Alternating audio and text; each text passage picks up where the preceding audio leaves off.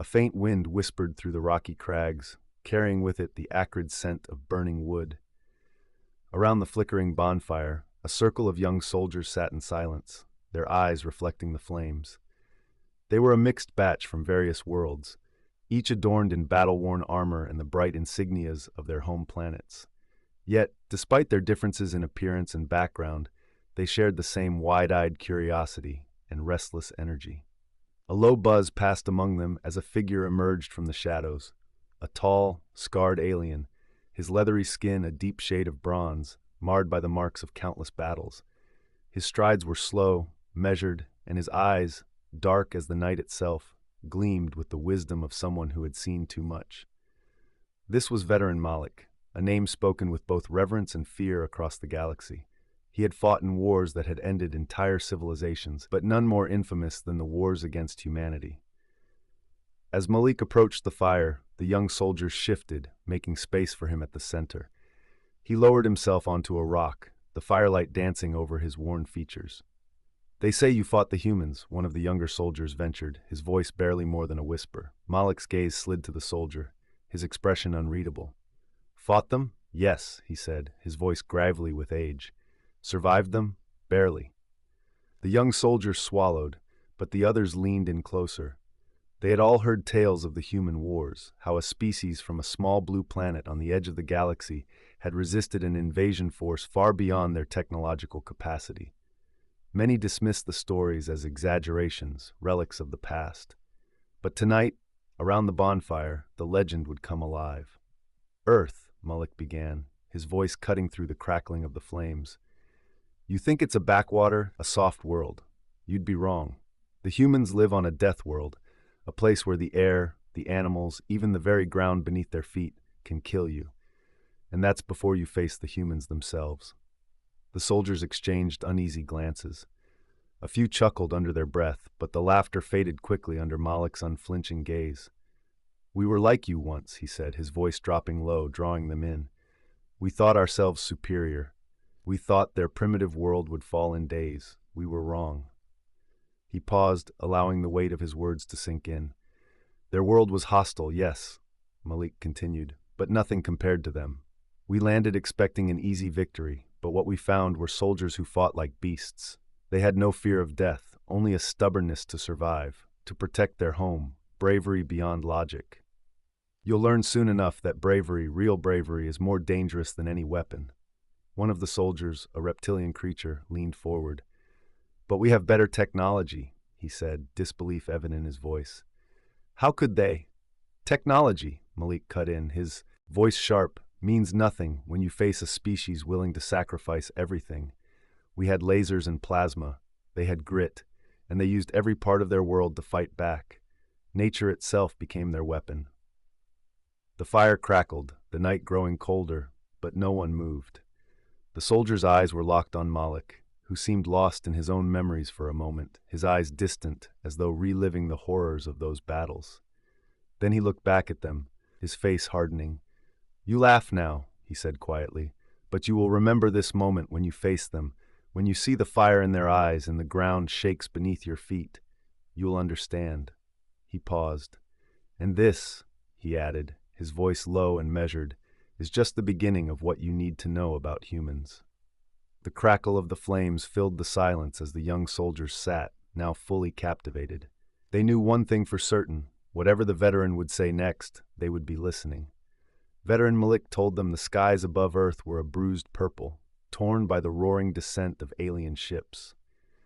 Malik's battalion had landed in the dense jungles of South America, expecting nothing more than a mop-up operation. Their strategy had been simple: strike fast, crush resistance, and seize the planet's resources. They had landed with the confidence of conquerors, believing their superior technology and advanced tactics would make quick work of the humans. But the jungle had other plans. The first sign of trouble came with the heat, oppressive, stifling humidity that clung to their bodies and machinery. Their scanners malfunctioned, communications crackled with interference, and the alien soldiers, trained for combat across countless worlds, found themselves swatting at venomous insects and sinking into mud pits that seemed to swallow their armor whole. Malik had thought the real enemy would come later, He couldn't have been more wrong. They hit us the moment we stepped into their territory, Malik said, his voice low and steady. Around the bonfire, the young soldiers leaned in, their curiosity now laced with apprehension. At first, it was just snipers. Single shots fired from the shadows. We couldn't even see them. They knew the jungle better than we did. They made it their weapon. His mind drifted back to that day, the sudden crack of a rifle echoing through the trees, the thud of a soldier falling. The humans were nowhere to be seen, but they were everywhere. Every branch, every leaf seemed to be a pair of eyes, watching, waiting. One of our squads pushed forward, thinking they could outflank the humans, Malik continued, his eyes dark with memory. They were ambushed. We found them later, or what was left of them. The humans had dragged them into the trees, left no trace but blood in the mud. We underestimated them. Big mistake. The younger aliens shifted uncomfortably. They had all heard about Earth's dense, treacherous jungles, but this was different. Malik wasn't just talking about the environment. He was talking about the humans, creatures who used the terrain as an extension of themselves, who seemed to vanish into the very fabric of their world. But the ambushes weren't the worst of it, Malik said. His voice softened, almost as if speaking of something sacred. It was their defiance. He remembered the moment vividly. A small human outpost, barely defended, had become the focus of their assault. His battalion, 100 strong, surrounded it in the early hours of dawn. The humans inside were outnumbered 10-1. It should have been a slaughter. They offered the humans a chance to surrender, a brief window to spare their lives. They didn't surrender, Malik said, shaking his head. They didn't even hesitate. The first human to emerge had been a woman, battered and bloodied, her uniform torn. Malik had watched through his visor as she fired a missile launcher directly at their tank. Her hands were shaking from exhaustion, yet her aim was unerring. The missile hit its mark, the tank erupting into flames. The explosion should have killed her, Malik said, his voice barely above a whisper now. But she kept coming. I saw her stumble, fall, and then stand again. She was already dying, but she took down 2 of our heavy gunners before collapsing. Around the bonfire, the young soldiers were silent. There was no mocking laughter now, no disbelief in their eyes, just a dawning realization of what Malik had witnessed. We took the outpost, Malik continued, but at a cost. Every human inside fought like they had nothing to lose. It wasn't about winning for them. It was about denying us victory. They fought with a kind of fury I had never seen before, even in the fiercest battles across the galaxy. He paused, letting the memory wash over him, then met the eyes of the soldiers around him. They fought like they were already dead, he said, and that kind of bravery is more dangerous than any weapon. The fire popped, sending sparks spiraling into the night. The young soldiers shifted again, uncomfortable with the silence, but they could not tear their eyes away from the veteran. That was just the beginning, Malik added, his voice low and heavy with meaning. In every battle that followed, we saw the same thing. Humans didn't fight to win. They fought to make sure we lost. And that's what makes them so dangerous. The soldiers around him were silent, the gravity of Malik's words sinking in. For the first time, they truly understood the weight of the stories they had heard about humanity. Malik looked into the fire, his eyes reflecting the flames. "You think you know war?" he said. "You don't, not until you've fought them." With that, he fell silent, letting the crackle of the fire carry the unspoken truth. The jungle had been just the first lesson. There were many more to come. The chaos of Earth was relentless, a constant reminder of the planet's brutal hostility. It was not just the humans that fought back, it was the world itself. Veteran Malik had survived long enough to see the truth of what they were up against. Earth was not just a battlefield, it was a living, breathing adversary. Its oceans, mountains, and forests seemed intent on breaking any foreign presence. But even in the heart of such savagery, Malik found something unexpected. It was during the siege of a mountainous area where the high-altitude cold had crippled most of their technology. They were trapped, exposed, their equipment failing, the snowstorms unyielding. Earth had reduced their advanced armor to nothing more than dead weight. "That's when I saw it," Malik said, the memory still vivid. A lone human, barely more than a shadow against the storm. He was coming toward us, not running away. The young soldiers stared at him, wide-eyed, imagining the scene. "We opened fire," Malik said, but he didn't stop, not until he was close enough to throw an explosive at our strongest shielded unit. "He didn't make it," Malik continued, his voice softer now. "The explosion took him too, but the rest of his unit followed, wave after wave, all for the same cause. They didn't care about the storm or the bullets. They had already accepted death long before we arrived."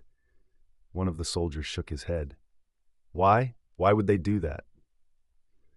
Malik looked at the fire, his expression distant, as if speaking to the flames rather than to the soldiers, because they were defending something we couldn't understand: home.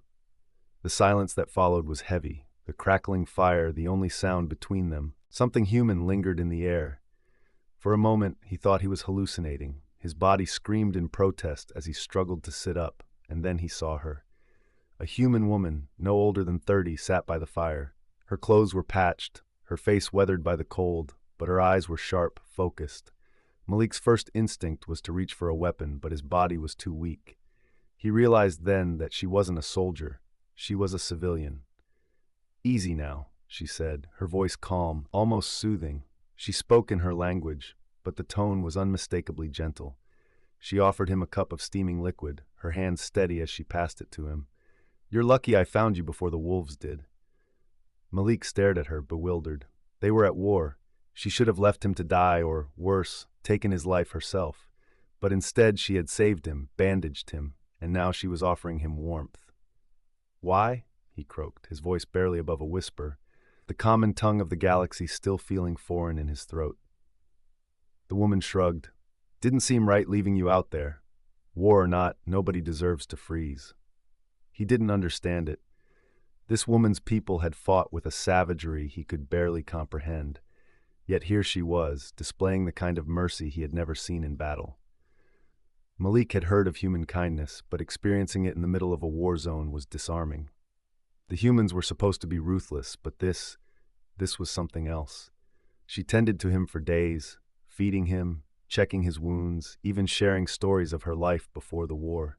She spoke of a world that had once been full of hope before the conflict had torn it apart. There was a sadness in her eyes, but also a resolve, an unshakable belief in the goodness of people, even in the midst of war. When Malik was strong enough to walk, she handed him a crude map. "This will get you back to your people," she said simply. "The storm's clearing." He stared at her, still unable to grasp why she had done this. "You could have killed me," he said, his voice thick with confusion. She smiled, a weary smile that spoke of 1,000 hardships. "Maybe," she said softly, "but what would have been the point?" Malik had no words. He left the shelter without another glance, his mind heavy with questions. As he trudged back through the snow, he realized that the humans were more than just fierce warriors. They were complex, capable of incredible violence, but also profound compassion. The very species that had fought his kind tooth and nail had also spared him, healed him, and let him go. As he reached his battalion, the sight of the human woman lingered in his mind. It was a kindness he would never forget, a contradiction to everything he thought he knew about them. And in that moment, he understood that the humans' greatest strength wasn't just their will to fight. It was their ability to see past the battle, even when surrounded by death. "Remember this," Malik said, his voice heavy with the weight of his story as the fire crackled around him. "They are not just warriors. They are more dangerous than that. They are people." The soldiers around him were silent, absorbing the gravity of his words. The fire burned lower, and they knew that the truth of humanity was far more complex and far more dangerous than they had ever imagined. The fire burned low, casting long shadows across the faces of the young soldiers. Their expressions were tense now, no longer marked by youthful arrogance. Malik stared into the dying flames for a moment before speaking again, his voice softer now, almost reverent. "We had prepared for everything," he began, his eyes reflecting the embers. "We thought we knew war. We'd seen planets laid to waste, entire systems turned to dust, but we weren't ready for their weapons." One of the younger soldiers, his scales glistening faintly in the firelight, frowned. "But their technology was primitive compared to ours," he said cautiously. "How could their weapons—" Malik raised a hand, silencing him. "Primitive," Yes, by our standards, but they used them in ways we didn't expect, and that was our mistake. He leaned forward, his voice dropping to a near whisper, forcing the soldiers to listen intently. The humans don't just create weapons, they become them. The soldiers exchanged uneasy glances.